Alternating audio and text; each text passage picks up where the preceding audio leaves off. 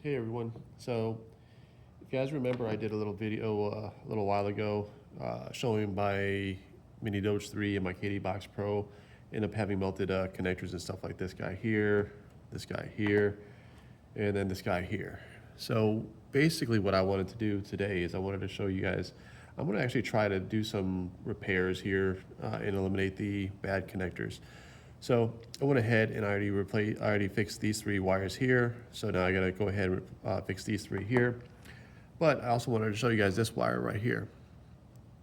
If you take a look right here, this separate little leg right here has a lot of corrosion in it, and that's actually bad. And that does create high resistance in the circuit, which probably helped with melting these connectors here. So the plan is to basically eliminate these bad sections of wire, and I want to try to see if this is actually salvageable, and see if I can actually continue to run this with like a small GPU rig with some low-powered GPUs. Now I do have a couple other sets of leads here that I had to cut off before, so I'm going to go ahead and have to decide what I'm going to do with these. This set right here, I believe, is still okay because it doesn't feel like it's actually hard or crusty all the way through to the back. However, this one right here, if you look right here, you can see that the wires are discolored all the way through here, and they're actually pretty hard. So if anything, I'm probably going to go ahead and try to open up the box here, the actual power supply itself, at some other time, maybe in another video, to see if I could find those wires and actually remove them from the board, just to make sure that they're going to be okay. But in the meantime, I wanted to go ahead and just show you guys how I go about doing a wire repair. And this is something I'm excited to do because I used to do this all the time when I worked on cars. Electrical has always been one of my areas that I really enjoy. So I went ahead and I wanted to go ahead and try to do a wire repair here. So what I just did, I went ahead and I cut the last little leg right there of those two wires. And now I'm going to go ahead and find how much of this wire can I actually cut. I always cut longer on both sides so that way I have some room there. There's different ways of doing wire repairs. Some people use little crimps and stuff like that. Some people use solder, which is what I'm going to be using here. This is some solder right here. Other people actually use these little, in the industry we call them tacos, but they're little brass, brass crimps, and you will crimp it down first, and then go ahead and actually solder it. There are some other heat shrink tubes. This is actually one of the best that I could find in the industry, and this is what I used to use to fix cars, wire repairs inside of vehicles. When it melts, it does give you a nice good seal on the inside, so you can see the glue right there. So these three wires here are soldered and repaired pretty well. But getting back to this, I want to go ahead and I want to cut a little bit of the excess off here, and I always have a little bit of an overlay. So like what you see right there is my nice little overlay. So at this point, I'm going to actually end up using my wire strippers that I have right here to go ahead and remove the insulation off of both sides. And this is how I do wire repairs for any kind of electrical repairs, especially when it came to automotive. And my repairs always seem to hold up and work really well. I've seen a bunch of guys do other types of repairs over the years in the field. I ended up being taught by many different people, and the one that actually stuck out to me was basically doing it like this, because some people, they just sort of fray it like that, and then they try to make the two sides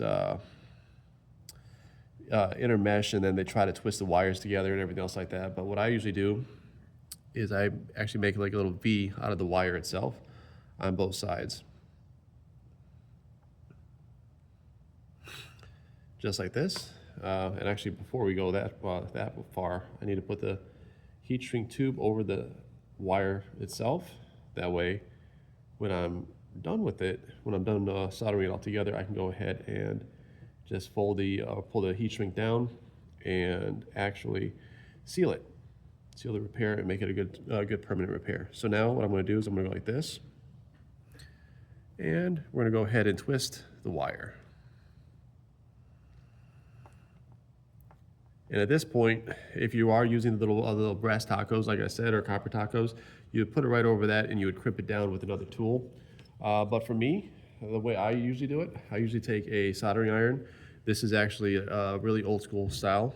And what I usually do is I go ahead and I pre-tin it. So you can see all the little smoke coming off.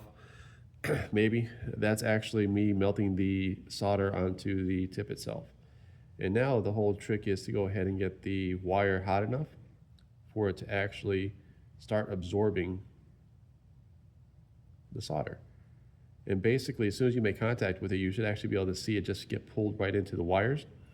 And you want to keep it on there for a little bit of time, so that way, not a very long amount of time, because you don't want it to actually melt into the actual melt the insulation, because that actually goes into the wire, and that actually could cause high resistance as well. But what you want is you want to go ahead and melt just enough, get it hot just enough to go ahead and allow for the solder to be offered into the harness where it's going to actually accept it. So now this is actually a nice little, another version of like a soldering iron type deal, but this one I've got a little spoon on the end of it, and what I'm going to use this guy for is to basically melt the heat shrink. And this is always the best part, is to go ahead and apply heat to it and just watch it starting to shrink. And obviously that little spoon that I've got on the end of this is actually there to keep heat from actually going onto another component if you're in a really tight area. It's also supposed to be reflective and reflected the heat back onto the heat shrink itself, but it usually doesn't work that way. So, but I don't know if you guys can see it, but the actual tube itself is actually shrinking down to the size of the wire. And I don't just stay on one side. I usually try to rotate it and go from side to side, and I want a nice, clean, uniform look. Now, obviously, I don't know if with me doing this repair, if this power supply is still going to be usable, or even if I should consider using it. But I figure for a low-powered graphics card, it's not going to make much of a difference. But we'll see.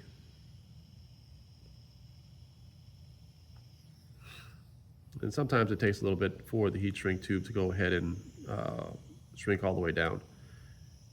Some people, they will go ahead and heat this all the way up until it just starts oozing the sealing on the inside, the glue. I don't do it till it starts oozing out. I just want to make sure that it doesn't shrink anymore. And at this point, we have a fully repaired wire.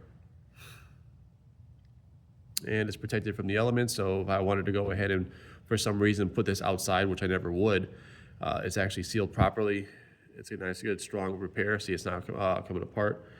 And that's 4 wires down. I got 2 left to go. But I just wanted to show you guys really quick a real short video on what my project is right now. Both the KD box and the Mini Doge 3 have been up and running for a little while.